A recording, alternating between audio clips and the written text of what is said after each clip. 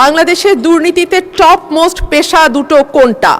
দেখলাম ১ নম্বরে আছে রাজনীতিবিদদের নাম, ২ নম্বরে আছে আমলাদের নাম। এই সরকার আসলে দুর্নীতি দমন করার ব্যাপারে কতটুকু আন্তরিক? মাননীয় স্পিকার, আমি এই দুর্নীতি নিয়ে কথা বলতে গিয়ে সার্চ করে দেখছিলাম গুগল কি বলে, বাংলাদেশের দুর্নীতিতে টপ মোস্ট পেশা দুটো কোনটা?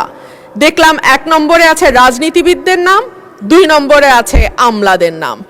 কোনো রাজনীতিবিদ যখন পেশা হিসেবে লেখেন রাজনীতি, তখন আমি সঙ্গত কারণেই খুব অবাক হই।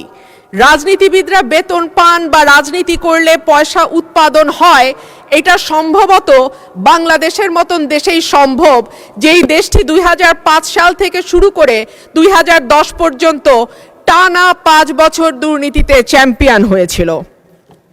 মাননীয় স্পিকার, আমরা বিগত সরকারের আমলে ছাগল কাণ্ড দেখেছি, বালিশ দুর্নীতি দেখেছি, রূপপুর পারমাণবিক বিদ্যুৎ কেন্দ্র নির্মাণের সময় যে ভয়াবহ দুর্নীতি হয়েছে সেটাও দেখেছি।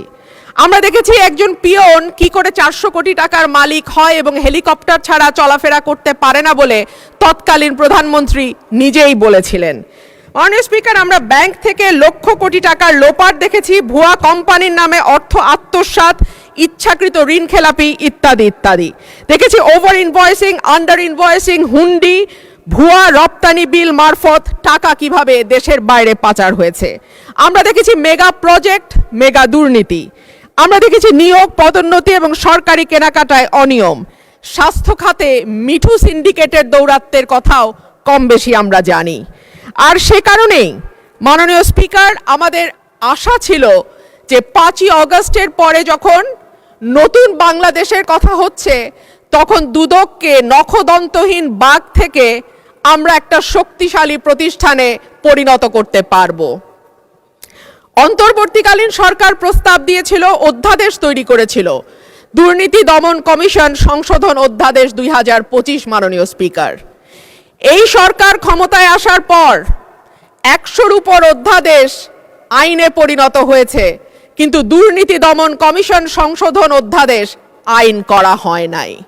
সরকারের নিয়তটা কি তা এই দুর্নীতি দমন কমিশনকে নখদন্তহীন করে রাখবার যেই সংস্কৃতি, সেখান থেকে বের না হওয়ার উদাহরণ দিয়ে স্পষ্ট হয়ে যায় এই সরকার আসলে দুর্নীতি দমন করার ব্যাপারে কতটুকু আন্তরিক।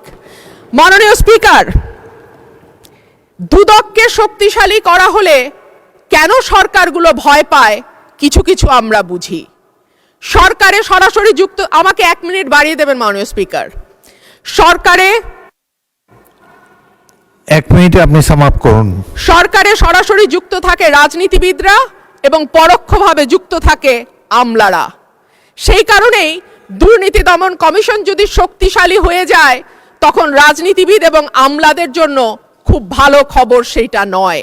সে কারণেই ঠিক যেভাবে একটার পর একটা ভুয়া নির্বাচনের মাধ্যমে ক্ষমতায় থাকা আওয়ামী লীগ সরকার দুর্নীতি দমন কমিশনকে শক্তিশালী করে নাই, একইভাবে আমরা দেখতে পাচ্ছি অভ্যুত্থান পরবর্তী সরকারও দুর্নীতি দমন কমিশনকে শক্তিশালী করার ব্যাপারে মোটেও আন্তরিক নয়। এমনকি দুর্নীতি দমন কমিশনের ৩ জন সদস্য কারা কারা হবেন এটাও সরকার ঠিক করে দেবে। যদিও অধ্যাদেশের মাধ্যমে যেই আইনটি করা হয়েছিল সেখানে বলা ছিল যে প্রেসিডেন্ট দুর্নীতি দমন কমিশনের চেয়ারম্যান নির্বাচন করবেন, বাকি সদস্যদের নির্বাচন করবে স্পিকার। সেটাও সরকারি দলের হাতেই থাকতো, কিন্তু সেইটুকু করবার মতন সাহসও সরকার দেখাতে পারে নাই। ধন্যবাদ মাননীয় সদস্য।